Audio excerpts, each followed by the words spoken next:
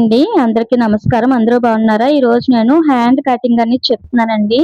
మనం paper cutting లో చూపిస్తాను ఇప్పుడు నేను ఎలా మార్క్ చేసుకోవాలని. దీనికోసం 1 ఇంచ్ ముందుగా మనం మార్కింగ్ అనేది చేసుకోవాలి. ఎందుకంటే మనకి పైన కింద కుట్లు వస్తాయి. దానికోసం ఎక్స్ట్రా ఖర్చు కోసం 1 ఇంచ్ ముందుగా మార్క్ చేసుకుని హ్యాండ్ పొడవు వచ్చేసి 5.5 ఇంచులు మాట. 5.5 ఇంచులు ఈ విధంగా మార్క్ చేసుకుని ఒక లైన్ డ్రా చేసుకోండి.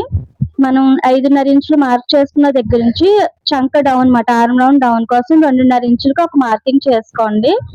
ఈ ఆర్మ్ రౌండ్ డౌన్ కి మార్కింగ్ చేసుకున్నాం కదా, దాన్ని కూడా ఒక లైన్ డ్రా చేసుకోండి.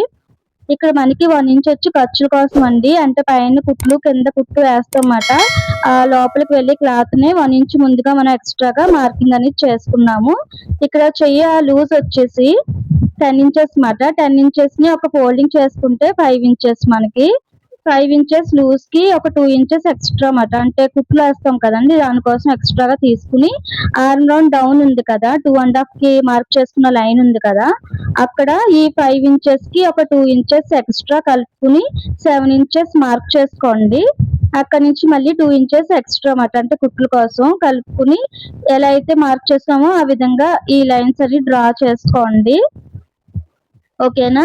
ఇప్పుడు మనకి హ్యాండ్ లెంత్ ఉంది కదా, 5.5 ఇంచెస్, అక్కడ 1 ఇంచు స్ట్రైట్ గా మార్క్ చేసుకోవాలి. ఈ విధంగా మార్క్ చేసుకుని ఒక ప్యారలల్ షేప్, అంటే కర్వ్ షేప్, చిన్న షేప్ లా తీసుకోవాలి. నేను మీకు వీడియోలో చూపిస్తున్న విధంగా తీసుకుంటే హ్యాండ్ మనకి ఇది బ్లౌజెస్ కి, గౌన్స్ కి, దేనికైనా సరే ఇలా ఈ హ్యాండ్ అనేది కటింగ్ ఇలా సరిపోతుంది. మనకి ఇలా అడ్జస్ట్మెంట్ చేసుకుంటే సరిపోతుంది. నేను కటింగ్ చేసి చూపించాను. ఈ విధంగా కట్